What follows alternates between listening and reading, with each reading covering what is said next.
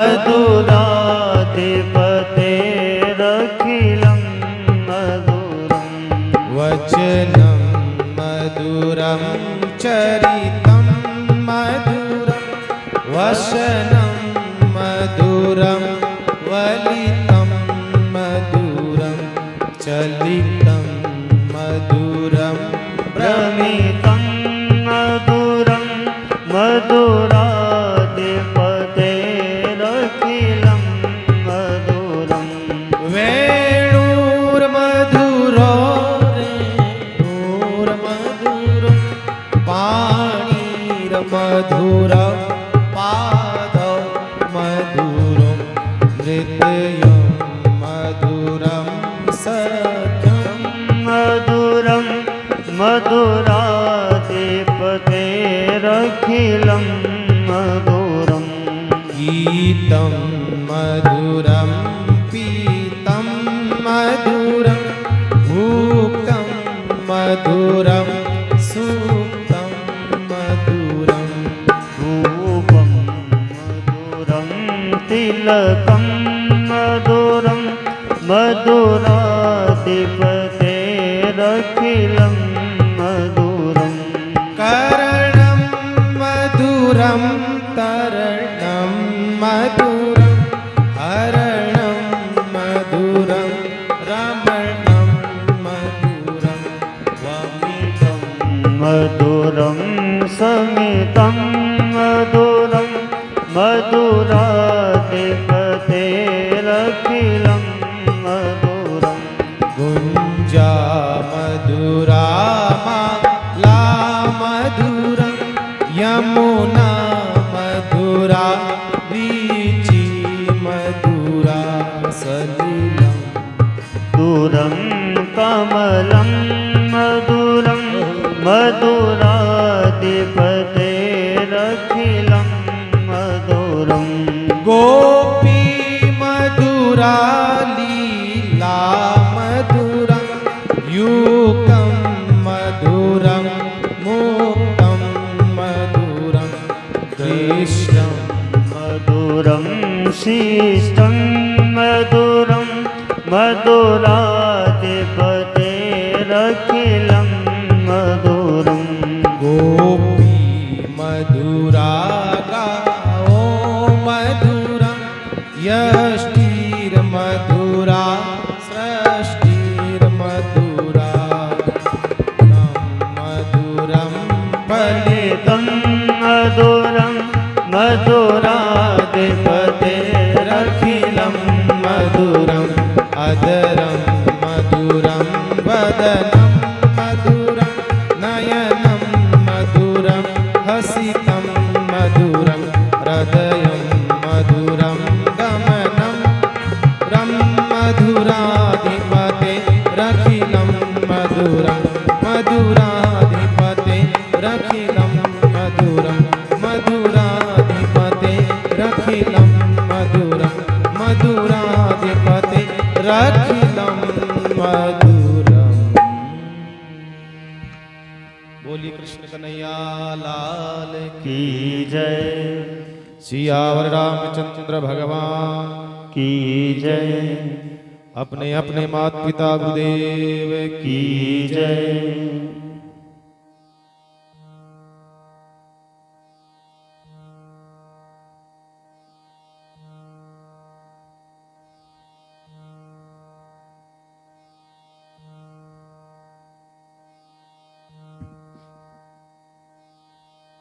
आइए शास्त्र संत महापुरुषों के आदेश उपदेश और संदेश को हम लोग अपने जीवन में आत्म साक्षात्कार करने का पुरुषार्थ करें।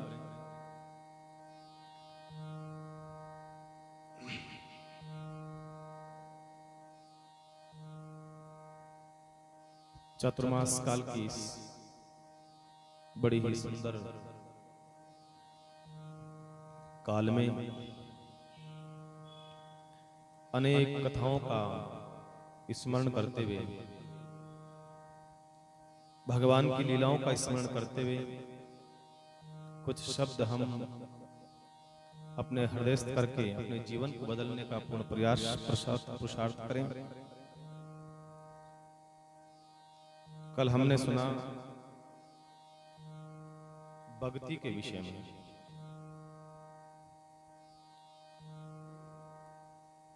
और भरत जी महाराज के विषय में सुना।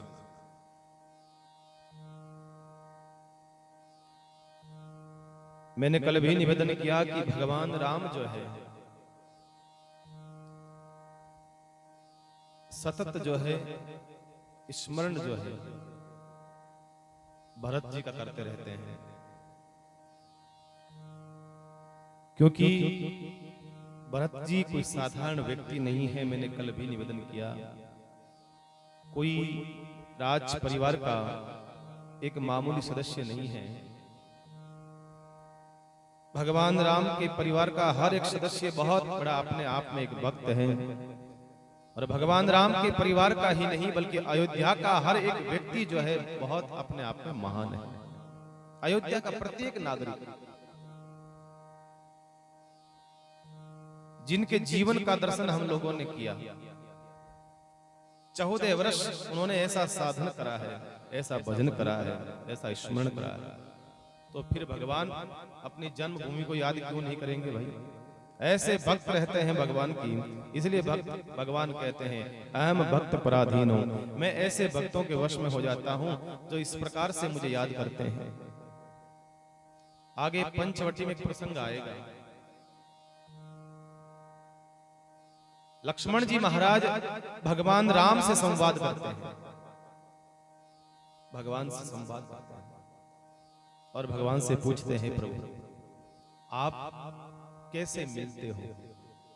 आपके मिलने का कोई एड्रेस, कोई साधारण सा एक रास्ता, कोई सरल सा, कोई सुगम सा, कोई ऐसा रास्ता बता दीजिए जो आप प्राप्त हो सके। एकदम साधारण रास्ता।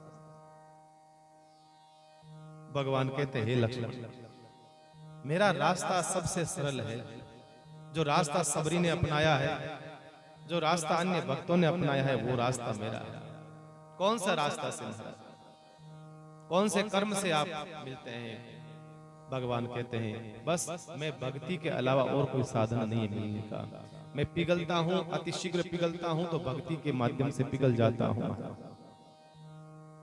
तो भक्ति तो बहुत लोग करते हैं महाराज, मिलते तो नहीं हो आप। रोज माला फेरते रेल मगरा वाले, तो महाराज मिलते तो नहीं हो आप हैं। सुबह रोज रामधुनी आते हैं, घंटा घंटा 1-2 घंटा रामधुनी करते हैं, शाम को आरती करते हैं, दिन को 2 घंटा कथा सुनते हैं, इनको मिलते तो नहीं हो महाराज हैं। कितनी दरिया गश्ती महाराज, इतने आते आते कितने साल हो गए, मिलते तो नहीं हो आप। भगवान ने कहा नहीं, मैं तो तैयार बैठा हूं, लेकिन वैसी प्यास तो सबरी के जैसी प्यास लगे, मीरा के जैसी प्यास जगे। भगवान यही कहना चाहते हैं, हमें अभी हमको भगवान की इच्छा है, प्राप्त करना चाहते हैं हम भगवान को। सबकी इच्छा है, एक नहीं है भाई। भगवान को प्राप्त करने की इच्छा है, एक नहीं है, सबको है। भगवान यही कहना चाहते हैं, सब भक्तों को मेरे को प्राप्त करने की इच्छा है, लेकिन किसी के भीतर प्यास नहीं है। बस इच्छा होना अलग विषय है और प्यास होना अलग विषय है। ये भक्ति क्या है? ये भगवान को अपने वशीभूत कर ले महाराज। इच्छा से तो पेट नहीं भरता है, इच्छा से तो पेट थोड़ी भरता है। जब उस इच्छा को हम लोग आगे बढ़ करके महाराज प्यास के रूप में स्वीकार करेंगे, तो आदमी उठता है वहां से और जाता है। तड़प होनी चाहिए, भगवान की भक्ति की प्यास होनी चाहिए, वो ललक होनी चाहिए, वो मीमांसा होनी चाहिए, वो भावना होनी चाहिए। उसे भक्ति कहा। संगीत में जीवन हो हमारा, नृत्य में जीवन हो हमारा, आनंद में जीवन हो हमारा, हंसता खेलता ठुमकता हुआ जीवन हो, महकता हुआ जीवन हो, गुनगुनाता हुआ जीवन हो। गुनगुनाता नहीं, गुनगुनाता, ऐसा जीवन हो। ये सब भक्ति के लक्षण हैं। भगवान यही कहना चाहते हैं, ये सब भक्ति के लक्षण है। ऐसा जीवन, हंसता मुस्कुराता हुआ जीवन हो। हमारे जीवन की पुस्तक से, हमारे जीवन की किताब से, हमारे जीवन की कॉपी से बुराई के सारे पन्ने हट जाए, सब हट जाए, यही भक्ति है बस। हमारे कोई भी व्यवहार से, हमारे किसी भी आचरण से किसी व्यक्ति को पीड़ा होती है, हमारे व्यवहार से पीड़ा होती है, हमारी बोलचाल से, हमारे व्यवहार से, हमारे आचरण से पीड़ा होती है, वो हट जाए बस। देखो भाई, सीधी बात है, हमारे को किसी की, दूसरे की कमी दिखाई देती है, निश्चित रूप से हम मानते हैं ये बुरा है। कहीं हमें ऐसा महसूस करना है, कहीं वही कमी हमारे भीतर तो नहीं है, इसलिए सामने वाले की कमी हमें कमी लगे और स्वयं की कमी जो है हमें कमी नहीं लगे, हमारी खासियत बन जाए। ऐसा निश्चित रूप से जो चीज आपको अच्छी नहीं लगती है, सामने वाले को भी अच्छी नहीं लगती। आपको जो व्यवहार है, जो आचरण है, जो आपको अच्छा नहीं लगता है, सामने वाले के द्वारा किया हुआ, निश्चित रूप से आपके द्वारा किया हुआ व्यवहार से वो भी प्रसन्न नहीं है बस। भगवान को पीड़ा तभी होती है, सामने वाले के तकलीफ हो आचरण, हमारे आचरण से तो तकलीफ होती है सामने वाले को। इसी प्रकार से भगवान भी यही कहना चाहते हैं बस, परमात्मा यही कहना चाहते हैं। संत ये कहते हैं कि हमारे ऐसे आचरण से भाई भगवान खुश नहीं होते, परमात्मा कभी प्रसन्न नहीं होता, ध्यान रखना, कभी खुश नहीं होता। इसलिए भगवान को प्रसन्न करना है तो ऐसा आचरण हो, ऐसा हमारा जीवन हो, हंसता मुस्कुराता हुआ। अब आपके बीच में कोई उदास चेहरा बैठा रहे तो आपको अच्छा लगेगा, आप कहेंगे अरे यार तो कुछ बोल तो सही, ऐसा क्या हुआ, कुछ बात है तो बता, कोई समस्या है तो बता, नहीं नहीं कुछ नहीं, तो हंसना मुस्कुराना। बार बार आप उसको ये कहोगे, क्यों? क्योंकि आपको उदास चेहरा अच्छा नहीं लग रहा है। इसी प्रकार से आपके सामने कोई झूठ बोलेगा तो आप कहेगा झूठ मत बोल, मुझे अच्छा नहीं लगता है, भाई मुझे झूठ से नफरत है। आप कहते हो ना, मुझे झूठ से नफरत है भैया, मैं सत्यवादी हूं। बस सेम टू यू भगवान भी यही कहना चाहते हैं, परमात्मा भी यही कहना चाहते हैं। जो आचरण तू सामने वाले व्यक्ति से इच्छा करके रखता है ना, बस वही आचरण मैं चाहता हूं कि मेरे साथ तू रख। सामने वाले व्यक्ति को तकलीफ हो इस प्रकार का, तो वो आचरण मेरे साथ क्यों करता है, वो कपट मेरे साथ क्यों करता है, वो व्यवहार मेरे साथ क्यों करता है। यही भक्ति है बस, और भक्ति का कोई दूसरा कोई तरीका नहीं है, भक्ति यही है बस। हमारा ऐसा जीवन हो, हमारे जीवन के भीतर महाराज एक उमंग हो, उल्लास हो, आनंद हो, हमारे भीतर कपट नहीं हो, चोरी छुपा हुआ जीवन नहीं हो। एक कुत्ता होता है, कुत्ता, उस कुत्ते को भी पता है कि गलत आचरण करने पर क्या होता है, और इतना कुत्ता भी जानता है कि मैं गलत आचरण कर रहा हूं। हम तो इंसान हैं ना। एक कुत्ता भी ये जान रहा है कि मैं गलत आचरण कर रहा हूं। कैसे? एक कुत्ते को रोटी डालो आप, तो कुत्ता वहीं बैठ के खाएगा, बराबर। किसी के पालतू कुत्ते हो या किसी के बाहर के फालतू कुत्ते हो, एक नियम है, आपने कुत्ते को रोटी डाली, वो कुत्ता जानता है कि रोटी मुझे डाल रहा है, मुझे यही खा लेनी चाहिए। एक तो ये कुत्ता होता है। एक कुत्ता वो होता है जो घर में से चोरी करके रोटी को भागा, और भाग करके किसी दूर एकांत में जाकर के चुपके से रोटी खाएगा, चुरा करके लेकर के जाता है, दूर खाता है। महाराज ये कुत्ता भी जानता है कि मैं चोर हूं, ये मेरा आचरण नहीं है। एक कुत्ता भी जानता है, दूर भाग करके जाता है। एक हम डालते हैं तो वो बैठ करके खाता है। अब कुत्ते को पूछे तू इतना भाग करके क्यों गया, तो यही खा लेता। कुत्ता कहेगा नहीं, मैंने चोरी की है, मैंने बुरा किया है, मैंने अच्छा काम नहीं करा है, मैंने बुरा करा है, इसलिए भाग करके दूर कोने में जाकर के मैं खा रहा हूं, मैं कोने में बैठ के खा रहा हूं। ये कुत्ता जानता है मेरा आचरण सही नहीं है, मेरा व्यवहार सही नहीं है, इतना वो जानता है। तो भैया हम तो शिक्षित हैं, मनुष्य हैं, पढ़े लिखे हैं, सत्संगी जीव हैं, हमें तो इतना जानना चाहिए, हमें तो इतना समझना चाहिए कि हमारे किसी भी व्यवहार से सामने वाले को कोई तकलीफ ना हो, किसी को कोई मन में कोई भाव न आए, हमें यह समझना चाहिए बस। हमारा हर श्वास, हमारा हर आचरण, हमारा हर क्रिया, हमारा हर स्पंदन, हमारा हर एक्टिविटी जो है भगवान को ध्यान होनी चाहिए, परमात्मा को ध्यान होनी चाहिए महाराज।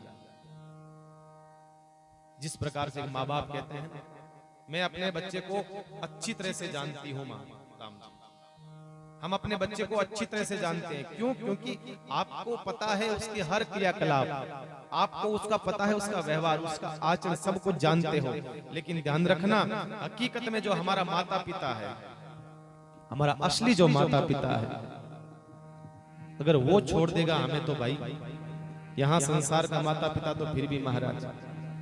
इसलिए परमात्मा जो असली माता पिता, हम कहते हैं ना रोज आरती गाते हैं, मात पिता तुम मेरे शरण गहूँ मैं किसकी, ओ स्वामी शरण गहूँ मैं किसकी। असली माता पिता को हम कहते हैं मात पिता तुम मेरे शरण कहूँ मैं किसकी, ओ स्वामी शरण कहूँ मैं किसकी। तुम बिन और दूजा, प्रभु बिन और दूजा, आस करूं मैं किसकी। ओम जय जगदीश हरे, ओम जय जगदीश हरे। हमारे आचरण से माता पिता प्रसन्न नहीं होते हैं। कहते हैं ना, माँ बाप कहते हैं देख भाई ये तेरी गलत लत है, इस आचरण से मुझे देख बिल्कुल भी अच्छा लगता नहीं है। माँ बाप कह देते हैं, आप अपने आप खुद जानते हो कि आपका बच्चा गलत रास्ते पर चल रहा है, उसका व्यवहार सही नहीं है, तो आप स्वयं कह देते हो ये आचरण गलत है। हकीकत बताया, मात पिता तुम मेरे, भगवान के लिए कहा है। अब बताओ वो अगर उनको आचरण सही नहीं लगता है तो हमें क्या होगा। इसलिए भगवान से नारद जी ने पूछ लिया, नारद जी ने पूछा, हे प्रभु आप हमें कैसे प्राप्त होते हो, आपको प्राप्त होने का कोई साधन बताओ, कहाँ होते हो, किस जगह पर होते हो और कैसे होते हो, जरा ये बताओ।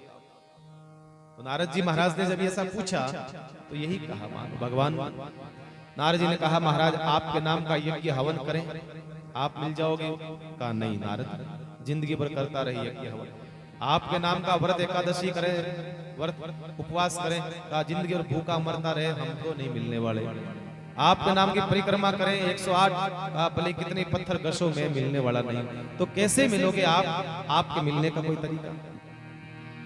सब भगवान कहते हैं निर्मल मन जन सो मोहि पावा, मोह कपट छल छिद्र न भावा। निर्मल मन जन सो मोहि पावा, मोह कपट छल छिद्र न भावा। निर्मल मन जन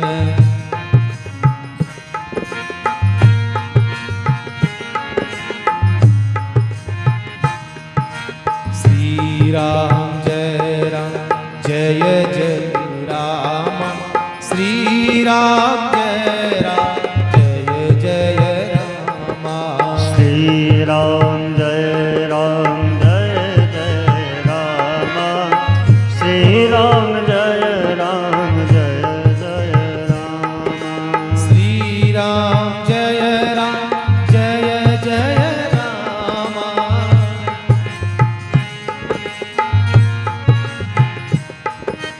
श्री राम जय जय राम,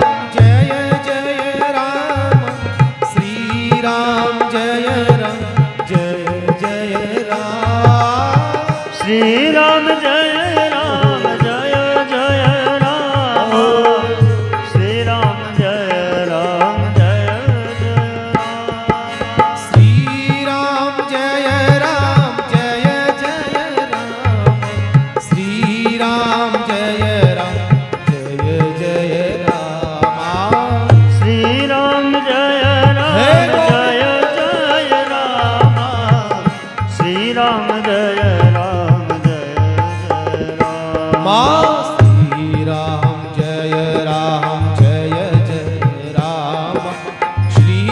राम जय जय राम।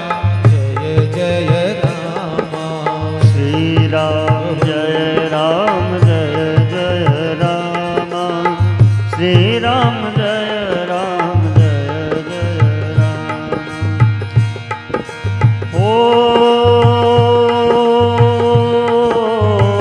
मंगल भवन मंगलहारी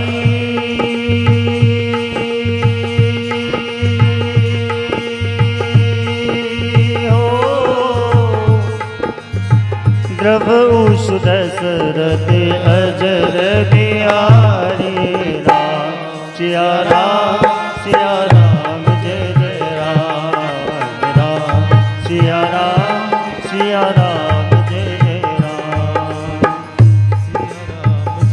राम ओ सिया राम जय जय राम।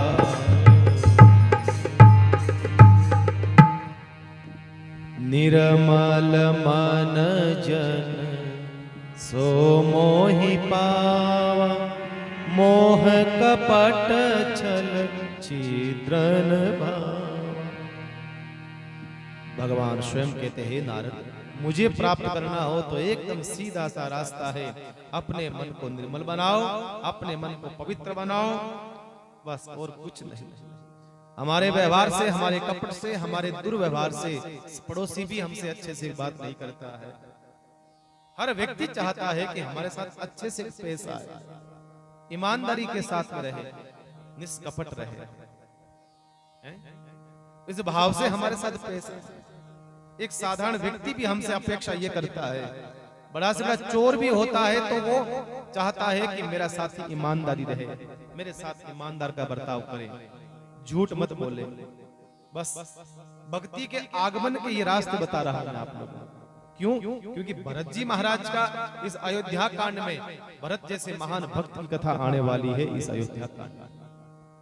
और भरत के जीवन को समझना बहुत मुश्किल है। स्वयं भगवान खुद कहते हैं कि हे लक्ष्मण, मुझे कह दिया जाए कि राम जी आप व्यासपीठ पर बैठिए और भरत के विषय में कथा कहिए, भैया मैं सब के बारे में कह सकता हूं पर भरत के विषय में नहीं कह सकता। क्यों? क्योंकि भरत की भक्ति इतनी ऊंची स्थिति की भक्ति है, मैं उसको बखान नहीं कर सकता, मैं नहीं कर सकता। भगवान कहते हैं बाकी कुछ भी होगा, 19-20 होगा तो चल जाएगा, लेकिन कपट नहीं चलेगा। बराबर, कपट नहीं चलेगा। कपट का मतलब होता है महाराज अप्रकट, जो हम अप्रकट करते हैं, जिसको प्रकट नहीं करते हैं महाराज, जो प्रकट नहीं, असली जो भीतर जो है उसको हम सामने रखना नहीं चाहते हैं, वो है कपट। भीतर कुछ है, बाहर कुछ और है, कहते कुछ और है, करते कुछ और है। हमारा ये कपट है। इसलिए भगवान कहते हैं हे नारद, बस मुझे सबसे बड़ी बात ये लगती है कि कोई कपट करता है तो मुझे वो अच्छा नहीं लगता है, चाहे वो कोई भी हो, चाहे वो कोई भी हो। सबसे पहले निर्मल मन जन सो मोहि भावा। मेरे को वही अच्छा लगता है जिसका मन पवित्र हो गया हो, जिसका अंतःकरण शुद्ध हो गया हो, मन शाप हो गया हो, बस वो ही अच्छा लगता है। हम अपने घरों को बुहारते हैं, साफ करते हैं, झाड़ू लगाते हैं, पोछा लगाते हैं, कितना कुछ करते हैं। किस लिए? सिर्फ इसलिए कि कोई आए तो उसको अच्छा लगे, बाहर का कोई व्यक्ति देखे तो अच्छा लगे। और किस लिए करते हैं? और कोई कारण नहीं है भाई। भगवत प्राप्ति का ये रास्ता नहीं है, बस एक व्यवहारिक एक सोच है कि कोई आए तो अच्छा लगे उनको। महाराज गंदगी अच्छी थोड़ी लगती है। भगवान कहते हैं बस इसी प्रकार से, जिस प्रकार से तुम संसार के इंसान कोई आए अच्छा लगे ऐसा काम करना पसंद करते हो, बस इसी प्रकार से भीतर तुम्हारा जो घर है उसको भी एक बार ऐसा साफ रखो, ऐसा पवित्र रखो, तो कभी मैं प्रवेश तो कर सकूं ढंग से, मेरा आगमन तुम्हारे घर में हो सके। जितनी परवाह तुम इस बाहरी घर को संवारने में, सजाने में और सजावट में समय लगाते हो, इतने में से कुछ समय, थोड़ा सा समय अपने जो भीतर घर पड़ा है महाराज अशुद्ध जाले जमे हुए, इसमें उसको साफ कर लो बस, और कुछ नहीं। यही एकमात्र साधन है मेरे आने का, मुझे प्राप्त करने का। निर्मल मन जन सो मोहि पावा। ये कपट है, छल है, छिद्र है, ये जाले जमे हुए हैं। इस प्रकार के जाले जमे हुए हैं, इनको साफ करो बस। भगवान बस यही चाहता है। हम सोचते हैं कि भगवान हम भजन कर रहे हैं, भगवान हमें देख रहा कि नहीं देख रहा है। मैंने पहले भी कहा भगवान सब देख रहा है। भगवान ये भी देख रहा है कि तुम असली में भजन कर रहे हो या नकली में भजन कर रहे हो। भगवान ये भी जान रहा है हमारी नियति में क्या है, हमारी नियत कैसी है, भगवान ये भी जानता है। बस परमात्मा ये भी जानता है। हमारे नियति में थोड़ा फर्क आता है तो सामने वाला आदमी बदल जाता है। थोड़ा सा देखिए, आप अपने आप में बदलाव करके देखिए, अंदर मन में बदलाव करके देख लिए, सामने वाला आदमी चेंज हो जाएगा। फिर आप कहेंगे भाई साहब आजकल तो थोड़े से बदले बदले लग रहे हो। आप कहते हो ना थोड़ा सा आजकल टेढ़ा टेढ़ा चालो सा था, तो टेढ़ा वो नहीं चला है, आपकी नियति में बदलाव आ गया है, आपके व्यवहार में बदलाव आ गया है, आपके आचरण में बदलाव आ गया है, आप में परिवर्तनता आ गई है। इसलिए वो व्यक्ति महाराज सामने वाला बदल गया। इसलिए परमात्मा नहीं जानता, परमात्मा सब कुछ जानता है भाई, परमात्मा सब जानता है। एक व्यक्ति था, एक व्यक्ति के रोज उसका नियम था। क्या नियम था? पक्षियों के पास जाकर के दाना डालता था। सारे पक्षी जो भी है, मोर है, कबूतर है, तोता है, मैना है, सब पक्षियों के पास जाकर दाना डालता। तो सारे पक्षी जो उड़ करके आकर के, कोई इसके हाथ में बैठता, कोई कंधे पर बैठता, कोई मस्त पर बैठ जाता, चारों तरफ से वो पक्षियों को घेर लेता। और पक्षी बिल्कुल भी डरते नहीं उससे। क्यों? क्योंकि उसका मन शुद्ध था, मन पवित्र था, अंतःकरण पवित्र था। पक्षियों के मन के लिए कोई ऐसा विचार नहीं था कि मैं इनको पकड़ूं, मैं कैद करूं, कोई भावना नहीं थी। इसलिए सारे पक्षी जो है उसके भीतर आस-पास आकर के बैठ जाते हैं, क्योंकि वो मन से शुद्ध था, पवित्र था। एक दिन किसी मित्र ने कहा, अरे भैया, कहा कि क्या? अरे कहा कि तेरे पास में इतने पक्षी आते हैं, कभी इन पक्षियों को पकड़ तू। फिर क्या करना भैया? कहा फिर पिंजरे में बांध करके तोता आदि को पकड़ करके तू बढ़िया राम राम या कोई बढ़िया कोई गाना या गीत सिखा इनको, तेरा मनोरंजन हो जाएगा। इनको पकड़ना शुरू कर या इनको बेचना शुरू कर, खूब तेरे पैसे आएंगे। अच्छा, ये फायदा होगा। हाँ। अब महाराज दूसरे दिन वो गया, पकड़ने की कोशिश करने लगा, पक्षी उड़ गया। ऐसे करते कर 2-5 दिन बाद में तो उसके पास में पक्षियों ने आना बंद कर दिया। क्यों? क्योंकि उसके मन में दूसरा भाव आ गया, उनको पकड़ने का, उनको कैद करने का भाव आया। तो सब पक्षियों ने उसके पास आना ही बंद कर दिया, डरने लग गए, उससे भयभीत होने लग गए। तो भाई छोटे छोटे बच्चे किसी घर में देखते होंगे आप, छोटे छोटे बच्चे कभी चौक में खेलते हैं तो चिड़िया है, कबूतर है, कोई पक्षी आकर के उनके साथ खेलने लग जाते हैं। हमारे पास नहीं आएंगे, लेकिन छोटे छोटे बच्चे जो है इसके कुछ हाथ लगाएंगे तो भी उनको तकलीफ नहीं है, उड़ के नहीं जाएंगे। कोई भी पक्षी हो, कौवा हो आदि, जो भी पक्षी होते हैं वो नजदीक आकर के उस बच्चों के साथ खेलने लग जाते हैं। क्यों? क्योंकि बच्चे का जीवन जैसा भीतर से है वैसा बाहर से है। पक्षी भी इतना जानते हैं, हम तो फिर भी इंसान हैं। पक्षी इतना जानते हैं कि ये बच्चा है, इसका जो है आचरण जैसा भीतर से है व्यवहार, ऐसा ही इसका बाहर का जीवन है। भक्ति की पहली आचार संहिता यही है कि हमारे जीवन में हमारा हाव भाव, हमारा खान पान, हमारा वाणी, हमारा व्यवहार, हमारा आचरण महाराज जो है सब भगवान के साथ तालमेल खा जाए। बस यही भक्ति है। भगवान को पसंद आ जाए, भगवान हमें लाइक करने लगे, भगवान हमें पसंद करने लगे हमारे व्यवहार से, हमारे आचरण से, बस यही भक्ति है। और कोई बड़ी भक्ति की व्याख्या नहीं है।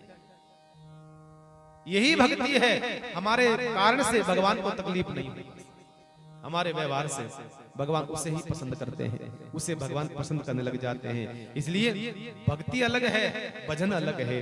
भजन तो एक क्रिया का नाम है।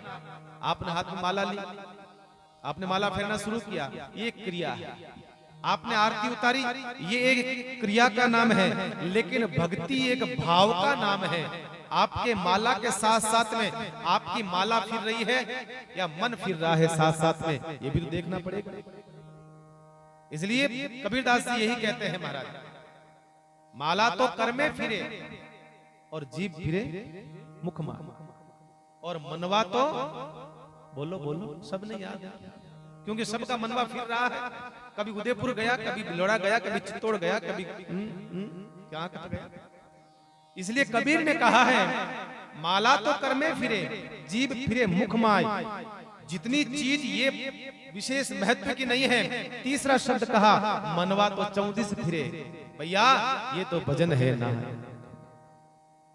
हमारा हाथ फिर रहा है, हमारी माला फिर रही है। कई लोग महाराज भक्ति का ऐसा ढोंग करते हैं, राम राम राम राम राम राम राम राम राम राम, लेकिन हकीकत पूछो तुम्हारी माला कितनी फिरी है? एक भी मियां फिरा गटका नहीं फिरा महाराज। अगर वो फिरता तो फिर तो महाराज अलग ही जीवन हो जाता, अलग ही जीवन हो जाता। इसलिए ध्यान रखो, मन की माला फिरो महाराज, मन की माला। एक महाराज के पास एक चेला आया बनने के लिए, संत गुरु मंत्र लेने के लिए आया। किसान था, गांव का व्यक्ति था। किसी ने कह दिया भैया गुरु बनाए हैं, कहा नहीं तो गुरु तो नहीं बनाया भैया, गुरु किस चिड़िया का नाम है, ये गुरु होता है क्या?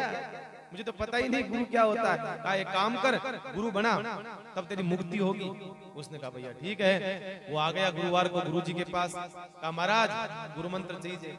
महाराज के ले भाई बैठ, कान्यो मान्यो कुर, तू चलो मैं गुर, दायरी को उर दर, चाहे तर चाहे मर, आजा बैठ। गुरु मंत्र दे दिया, गुरु कंठी दे दी। गुरुदेव ने अपना काम कर दिया। गुरुदेव ने कहा भाई देख चेला, अब एक नियम लेना पड़ेगा, एक नियम ले ले। कहा भाई क्या नियम लूं महाराज, आप बताओ क्या नियम लूं?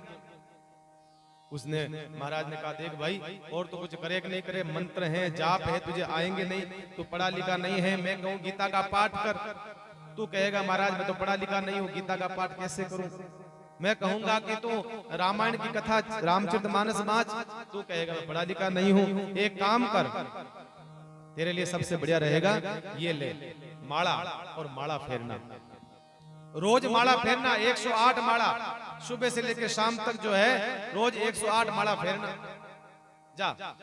अब उसने जो है माला लेकर के आया, घर जाकर के सोचा कि माला कब फेरूं, चलो मैं सुबह फेरूंगा। सुबह जल्दी उठा। अब महाराज वो जल्दी उठा, उसके तो खेत पे जाना था, ट्रैक्टर आदि लेकर के, ट्रॉली आदि लेकर के खेत पे जाना था। अब विचार कर रहा है कि माला कब फेरूं। शाम को वापस आया, सोचा अब फेरूंगा, लेकिन थका हुआ था, सो गया। माला टांग दी खूंटी पर। 2 दिन हो गए, 3 दिन हो गए, फिर विचार करा कि भाई गुरुदेव ने कहा माला फेरना, माला फेरना। अब माला तो कब फेरूं, समय तो मिलता नहीं है, टाइम मिलता नहीं है, माला कैसे फेरूं? गुरुदेव ने कहा माला फेरो। अब माला फेरे कैसे? वो होशियार था, समझदार था। उसने क्या करा, माला को जो है वो ट्रैक्टर के जो आगे पहिया होता है थोड़ा छोटा होता है, उस पहिए के माला पहना दी। अब रोज सुबह जो है जाता है और माला फिरती रहती है, दिन भर माला फिरती है, शाम को वापस आता है और माला को खूंटी पे टांग देता है। कुछ दिनों बाद में गुरुदेव के पास गया, गुरुदेव ने कहा माला फिरे, माला फेरता रहे महाराज। सुबह शुरू होती है माला फिरनी, माला फिरनी सुबह शुरू होती है, शाम तक खूब माला ही माला फिरती है। महाराज ने कहा भाई ऐसे कैसे? अब महाराज ऐसे फिरती है कि मैं तो क्या करता हूँ, टाइम मिलता नहीं है, उस ट्रैक्टर के पहिए में डाल देता हूँ जो माला सुबह से शुरू हुए। भाई ऐसे माला नहीं फेरनी है। माला फेरने का मतलब होता है हमारे भीतर से जो है हमारा मन भगवान की ओर लगता रहे, बढ़ता रहे, एक एक मिनिया बढ़ता रहे। कई लोगों को कहते हैं भैया माला फेरो, क्या महाराज घट में फिरे माला? घट में फिरना माला भैया बहुत मुश्किल काम है। घट में जो आप कहते हो ना साधारण बात, घट में माला फिरना, पहले घट में नहीं, सबसे पहले हाथ में फिरती शुरू होती है, फिर जीभ में फिरनी शुरू होती है, फिर कंठ में फिरनी शुरू होती है, फिर जाकर घट में फिरनी शुरू होती है। ऐसे घट में नहीं फिरती। जिसकी माला घट में फिरी है उसको पूछो, कबीर को पूछो, रैदास को पूछो, स्वामी रामचंद्र जी महाराज को जाकर के पूछो कि माला कैसे फ्री है। घट तक पहुंचने में साहब आदमी के बचपन से 55 हो जाता है, आदमी के माथे के बाल काले से धोले हो जाते हैं, तब जाकर के घट की माला फिरनी शुरू होती है। हम साधारण कह देते हैं महाराज घट में है, सब घट में है। अरे भैया घट में ऐसे कैसे होगा? जब बाहरी क्रियाओं में आप नहीं उतरोगे तब तक भाव में कैसे जाएगा? तो क्या है, भजन जो है एक क्रिया है। मैं कह रहा था भजन एक क्रिया है और भक्ति एक भाव का नाम है, एक भाव दशा का नाम है। भक्ति के अंदर उतर जाना ये भाव दशा का नाम है। भगवान को जानना नहीं है, भगवान में उतर जाना, भगवान में उतर जाना है। ये कथाएं, ये सत्संग जो है हमारे को भगवान के जानने की यात्रा शुरू करवाती है और हमें खो जाने के लिए कहती है। हमें कथा सुनना है, सुनने के साथ साथ में हमें कथा को जीना, हमें जानना नहीं है। जानने से ज्यादा हमें जो है जीने में आनंद आएगा, भगवान को जीने में। जीने का मतलब हम भगवान में ही खाएं, भगवान में ही पिए, भगवान के ध्यान में ही उठें, भगवान के ध्यान में ही चलें, भगवान के ध्यान में ही हम अपना लौकिक कार्य करते रहे, भगवान का स्मरण चलता रहे। हमारा यही भक्ति हो जाती है। इसे भक्ति कहा, इसे भक्ति कहा है। हमें जानने से ज्यादा हमें भगवान में, भगवान को जानने से ज्यादा हमें भगवान के अंदर उतर जाने में आनंद है। वो प्यास है, वो जब प्यास लगेगी तो जानोगे नहीं, उतर जाओ। पानी की प्यास लगती है, पानी की प्यास लगती है। आपके सामने कोई व्यक्ति बैठा है तो आपको वो पानी का फार्मूला समझाएगा, सिद्धांत समझाएगा, उसका सूत्र, पानी का सूत्र। वो कहेगा साहब पानी जो है ऐसे बनता है, पानी का सूत्र है H2O होता है, या पानी का सिद्धांत ये होता है, या पानी का उत्सर्जन ऐसे हुआ। ये सब बातें वो बताएगा। आपकी प्यास मिट जाएगी? नहीं मिटेगी। अरे आप कहो मैं प्यासा मर रहा हूं, भैया मर जाऊंगा, तू पानी पिला। मुझे जानना नहीं है, मुझे प्यास लगी है, मुझे तो पानी पीना है। ऐसे ही भगवान जानने का विषय नहीं है। इससे अच्छा है कि भगवान में उतर जाओ, भगवान में रम जाओ, तब महाराज आदमी की प्यास मिट सकती है, तब भगवान प्यास मिट सकती है। इसे संतों ने कहा है हमें भगवान में ही उठना, भगवान में ही बैठना, भगवान में ही खाना, भगवान में ही पीना। जैसे प्रेम करने वाला जो प्रेमी होता है ना, वो हर समय अपने प्रेमी को याद रखता है, बराबर। दुश्मनी करने वाला दुश्मन जो होता है हर समय अपने दुश्मन को याद रखता है, हर समय, हर क्षण, हर पल वो दुश्मन को याद रखता है। ऐसा नहीं है कि 2 घंटे सुबह याद कर लिया, शाम को 2 घंटे याद कर लिया। या प्रेम करने वाला ऐसा थोड़ी करता है कि सुबह 1 घंटा उससे प्रेम कर लिया, शाम को 1 घंटा प्रेम कर लिया। ऐसा तो नहीं है। वो उसको हर पल प्रेम करेगा, हर क्षण उसको प्रेम करेगा। ये महाराज एक समय की नियत, एक अवधि नहीं है, ये हर पल जीने की एक क्रिया का ही नाम है।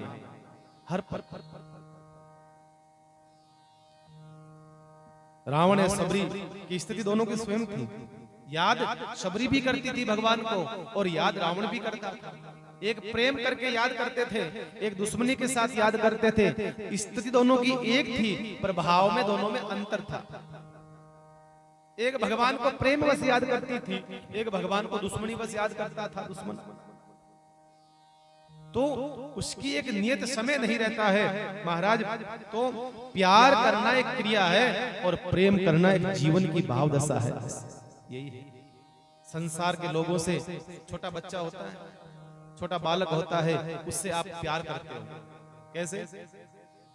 उसके गालों को खींचो आप, उसके चुम्बन कर दो आप, हैं? उसको गोद में उठा लो आप, या आप उसके साथ प्यार कर रहे हैं।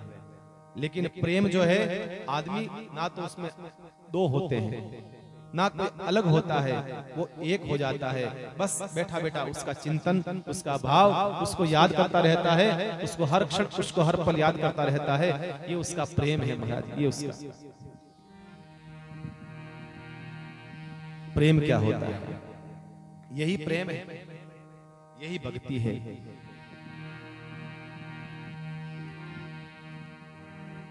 जब एक को एक से मिला दिया जाए, एक को एक से मिला दिया जाए, तो उसे गणित कहते हैं। कितने हो जाते हैं? 2 हो जाते हैं। एक को एक से मिलाने पर उससे गणित कहते हैं। जब एक से एक मिल जाए तो महाराज 11 हो जाए। एक के साथ एक मिलकर के 11 हो जाते हैं। खड़ा हो जाए पास में तो इसे संगठन कहते हैं। एक के साथ एक खड़ा हो जाए। कहते हैं ना भाई तू अकेला नहीं है, मैं तेरे साथ में हूं। एक के साथ एक मिल जाए तो उसे संगठन कहते हैं। और जब एक से एक मिलकर के शून्य हो जाए तो उसे क्या कहा है? अध्यात्म कहा है संतों ने। ये अध्यात्म है। जब एक से एक को मिलने ही ना दिया जाए उसे कूटनीति कहा। कई कूटनीतिज्ञ होते हैं, एक से एक को जो मिलने ही नहीं दिया जाए उसे कूटनीति कहते हैं। और एक से एक को विरुद्ध खड़ा कर दिया जाए इसे राजनीति कहते हैं। एक के अंतर देखो आप, कितने अलग अलग अर्थ निकलते हैं। एक से एक के विरुद्ध खड़ा कर दो तो राजनीतिक हो जाती है, और एक को एक में मिलाकर एक ही रह जाए, बस यही प्रेम है। यही प्रेम है। फिर दो नहीं रहे, फिर अलग नहीं रहे, बस यही संतों ने कहा यही प्रेम है, जिसका हर पल हर क्षण स्मरण जो भगवान का बना रहता है, सुबह हो या शाम, हर क्षण हो वो बस स्मरण जो है परमात्मा का बना रहता है। हर स्थिति में, हर परिस्थिति में, हर जगह पर एक ही परमात्मा का ध्यान देखे, बस एक ही प्यास लगे बस। हर धड़कन में प्यास है तेरी, सांसों में तेरी खुशबू है। हर धड़कन में प्यास है तेरी, सांसों में तेरी खुशबू है।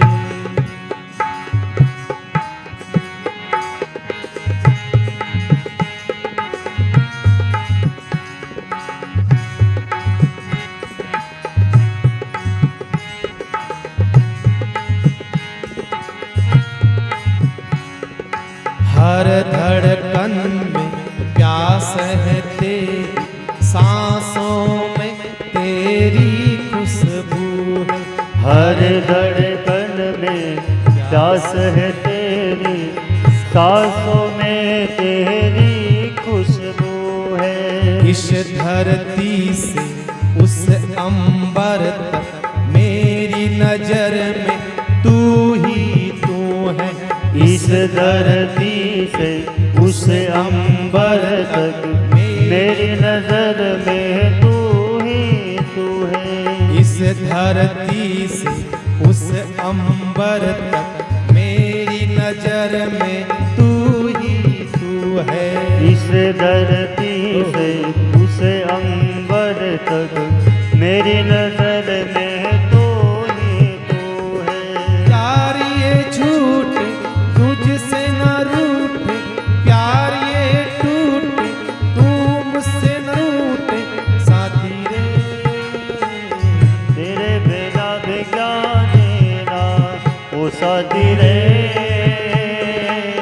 तेरे बिना भी क्या देना। फूलों में कलियों, फूलों में कलियों, सपनों की गलियों में तेरे बिना भी क्या जीना रे, तेरे बिना भी क्या जीना। ओ साथी रे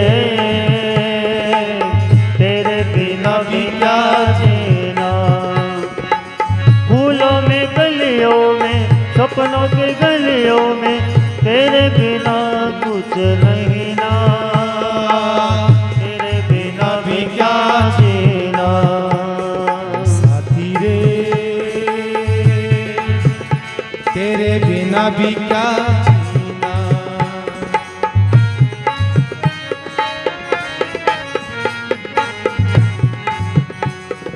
हर धड़कन में प्यास है तेरी, सांसों में तेरी खुशबू है।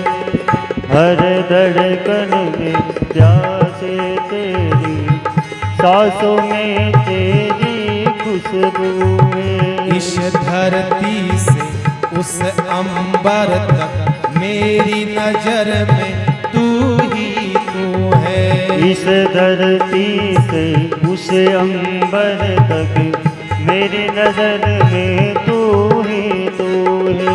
प्यार ये टूटे ना, प्यार ये टूटे ना, मुझसे रूठे ना, साथ देना ओ साथी रे, तेरे बिना भी क्या जीना। ओ साथी रे,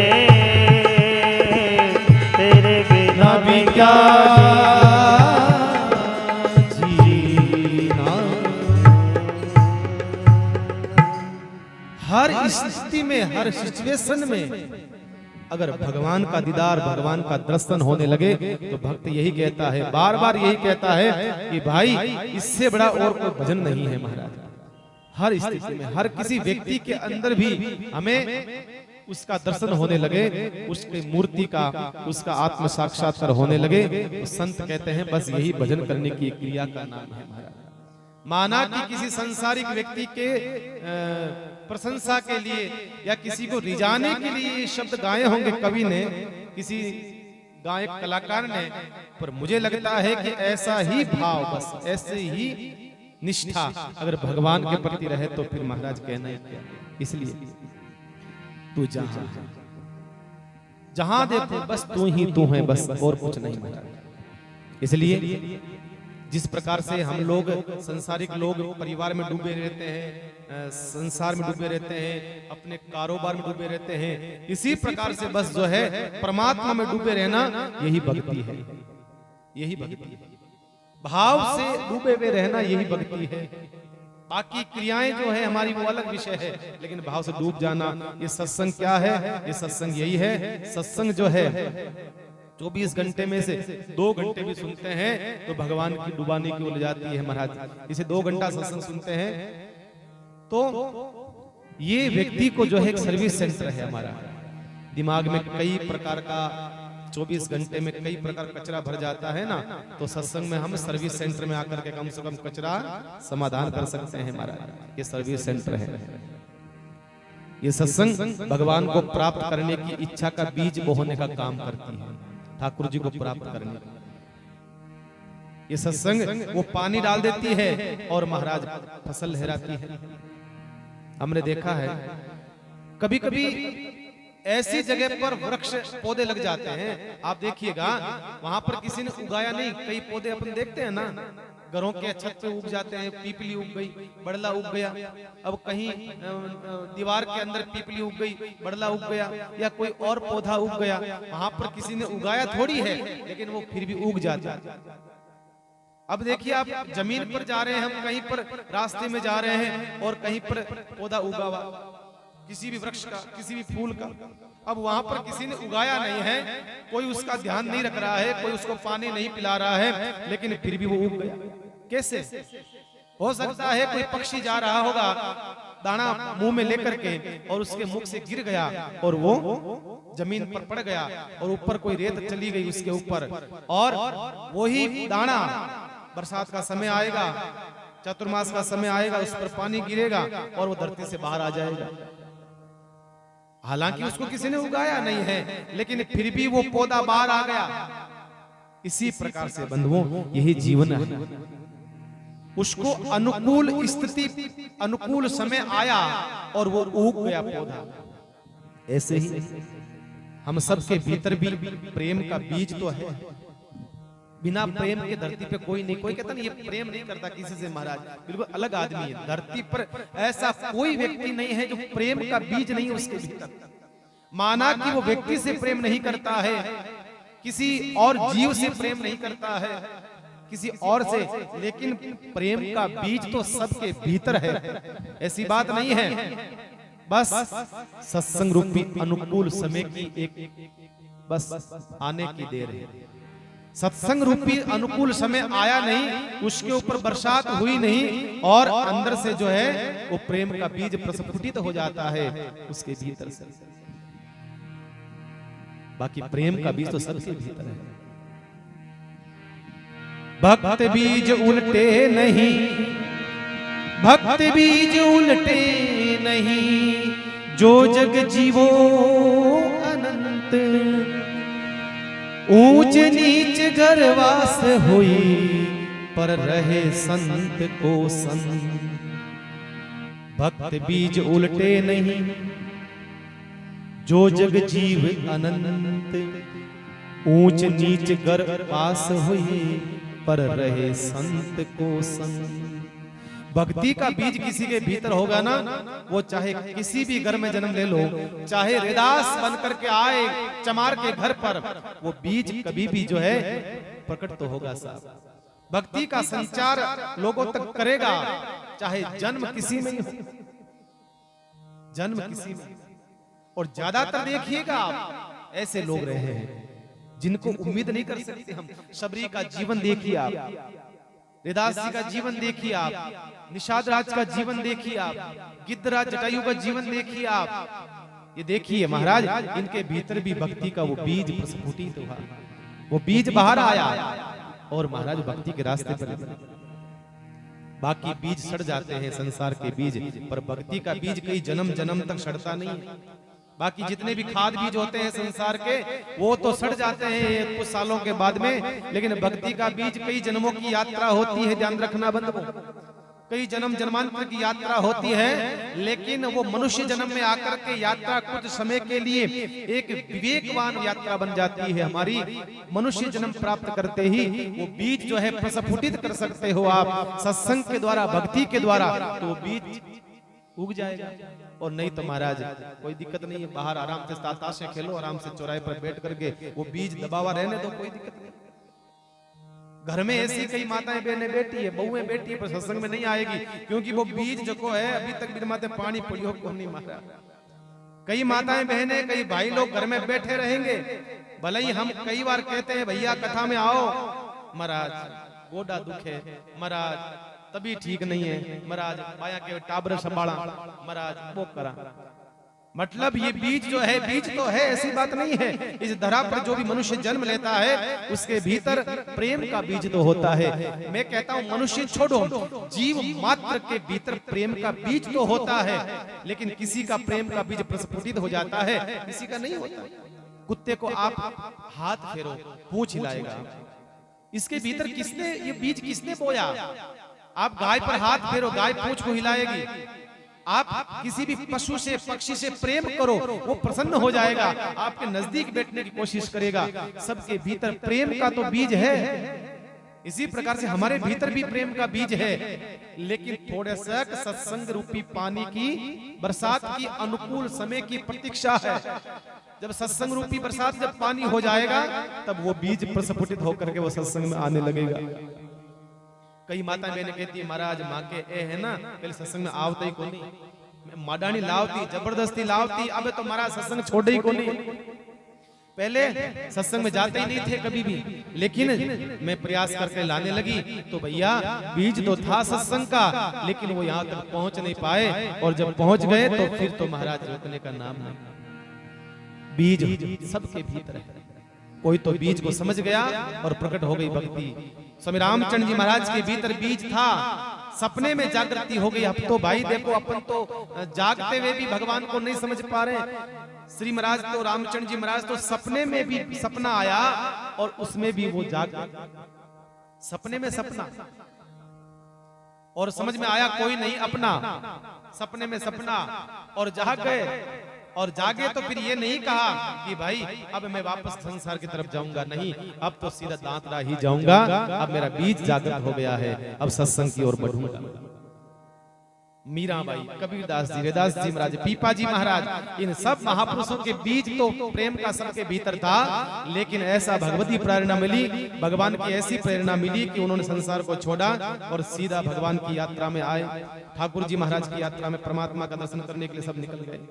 तो भाई संत यही कहते हैं, बार बार यही कहते हैं कि हमारे भीतर जो है सत्संग रूपी बीज, इस बीज को जो है सत्संग के द्वारा ही जागृत किया जा सकता है। माला फेरना, आरती करना, भजन करना, ये सब एक क्रिया का नाम है, सब एक क्रिया का नाम है।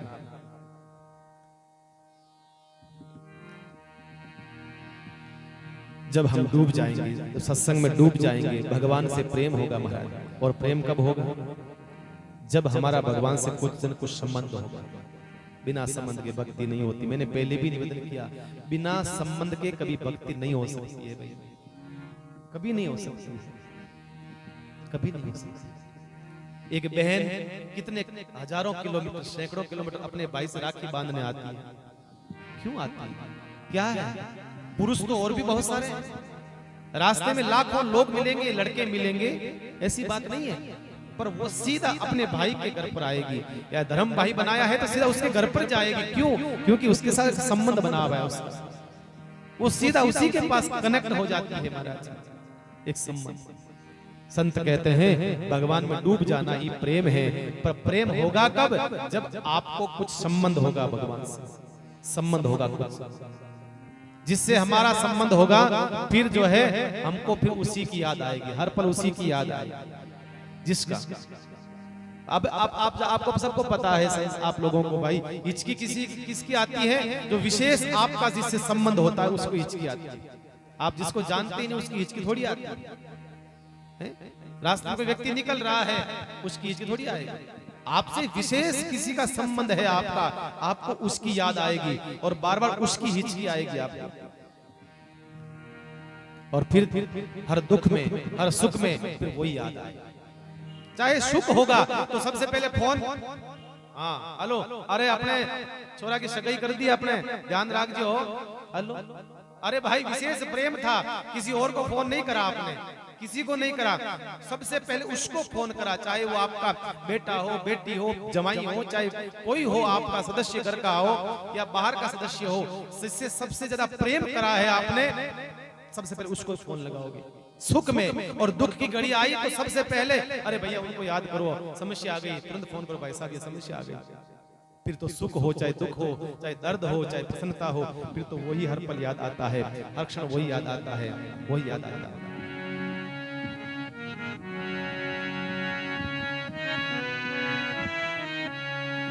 आवे रे दर्द में, आवे रे दर्द में,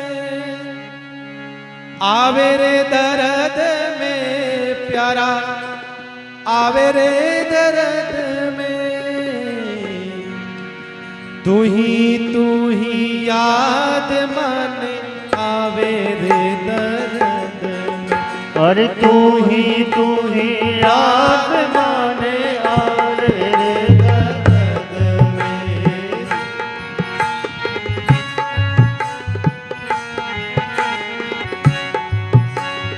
आवे रे दर्द में प्यारा, आवे रे दर्द में, आवे रे दर्द में प्यारा, आवे रे दर्द में, तू ही याद मन, आवे रे दर्द में, अरे तू ही याद माने, आवे रे दर्द में, तू ही याद मन, आवे रे दर्द में, अरे तू ही याद माने, आवे रे दर्द में।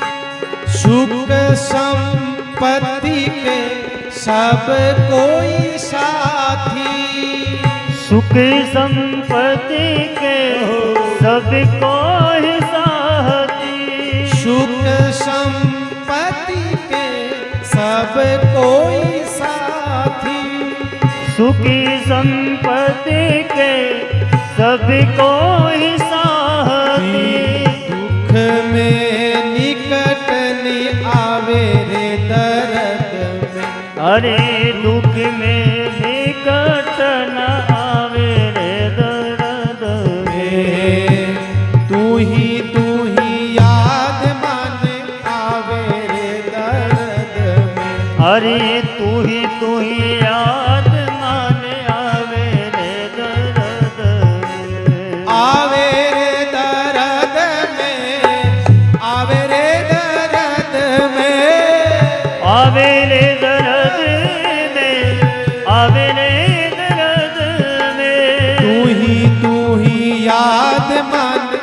आवे रे दर्द में। अरे तू ही याद माने आवे रे दर्द में।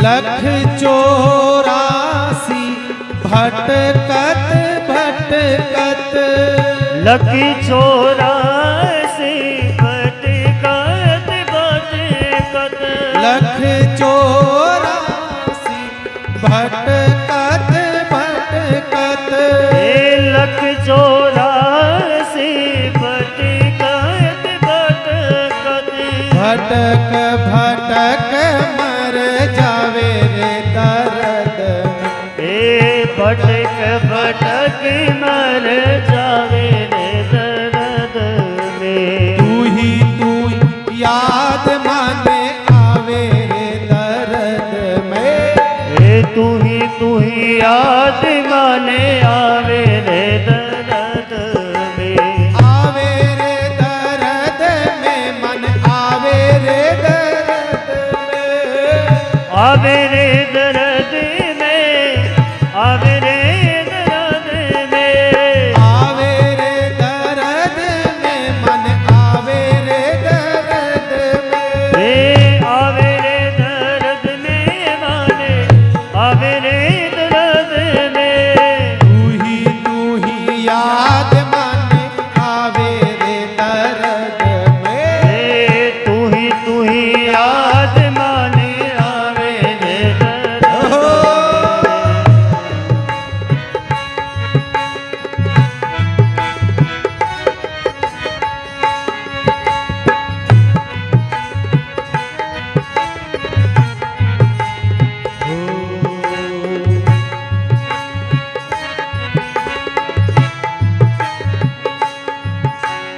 थारो रे भरोसो साचो रे सावरिया।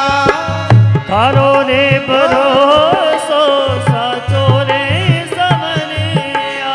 थारो रे भरोसो साचो रे सावरिया। थारो रे भरोसो साचो रे सावरिया। हरक हरि का गुण गावे रे दर्द में। हरक हरि का गुण गावे रे दर्द में। हरक हरि का गुण गावे रे दर्द में। हरक हरि का गुण गावे रे दर्द में। तू ही याद माने आवे रे दर्द में। तू ही याद माने आवे रे दर्द में। आवे रे दर्द में प्यारा आवे रे दर्द में। आवे रे दर्द में प्यारा आवे रे दर्द में। आवे रे दर्द में प्यारा आवे रे दर्द में। आवे रे दर्द में प्यारा आवे रे दर्द में। तू ही याद माने आवे रे दर्द में। तू ही याद प्यारा आवे रे दर्द में। तू ही याद माने आवे रे दर्द में। तू ही याद माने आवे रे दर्द में।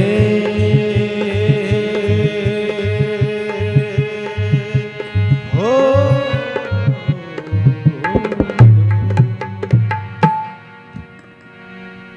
तू ही याद माने आवे रे दर्द में। हो तू ही याद माने आवे रे दर्द में। फिर आपके जीवन की चाहे कोई सी भी घड़ी हो, चाहे सुख की घड़ी हो चाहे दुख की घड़ी हो, जिसका सदैव 24 घंटे स्मरण रहेगा वही आपको याद आएगा, चाहे वो परमात्मा हो चाहे कोई भी संसार का व्यक्ति हो, आपको वही याद आएगा। और हो सकता है आपकी संकट की घड़ी में संसार का व्यक्ति कह दे भाई साहब माफ कर दियो, अब की बार थोड़ा सा मामलो टाइट है भाई। संसार के व्यक्ति से कह दिया कि भाई थोड़ी हेल्प करो ना, समस्या हो गई, वो कहेगा भाई साहब अब की बार तो थोड़ा सा नहीं हुएला, हो सकता है मना कर दे। लेकिन भगवान से प्रार्थना करी हुई निश्चित रूप से भगवान किसी न किसी को भेज करके आपका काम तो निकलवा ही देगा, आपका कार्य रुकने तो नहीं देगा साहब। इतना तो विश्वास होना चाहिए। मानी बाई का मायरा रुकने दिया, नानी भाई के मायरे को भगवान ने रुकने दिया? नहीं रुकने दिया, भगवान ने करवाया, भगवान स्वयं। नरसिंह जी की हुंडी स्वीकार भगवान ने रुकने दी, भगवान ने स्वीकार कर। भगवान खुद जो है श्यामल शाह बन करके नरसिंह जी की जो हुंडी है वो स्वीकार कर। भगवान कभी किसी का कार्य रुकने तो नहीं देता है, पर भगवान कहता है भैया ऐसा विश्वास तो होना चाहिए, ऐसी श्रद्धा होनी चाहिए, ऐसा भाव होना चाहिए, ऐसा प्रेम होना चाहिए, तब होता है। इसलिए भगवान की भक्ति में खो जाना यही सच्चा प्रेम है, यही सच्चा प्रेम। और इसलिए अयोध्या कांड में प्रवेश करने से पहले मैं विशेष करके आपको इसलिए ये भक्ति का सूत्र समझा रहा हूं कि कैसी होती है भक्ति, किसे कहा गया है भक्ति, और भक्ति का मान आचार्य है भरत जी महाराज। उन भरत जी महाराज के प्रसंग को स्पर्श करने से पहले जरा भरत जी महाराज की भक्ति का तो दर्शन हम लोग करें। इस प्रकार से बहुत सुंदर मानस का ये पवित्र प्रसंग जो है बालकांड का विश्राम हुआ, और अयोध्या कांड जो है हम कल से शुरू करेंगे। बहुत सुंदर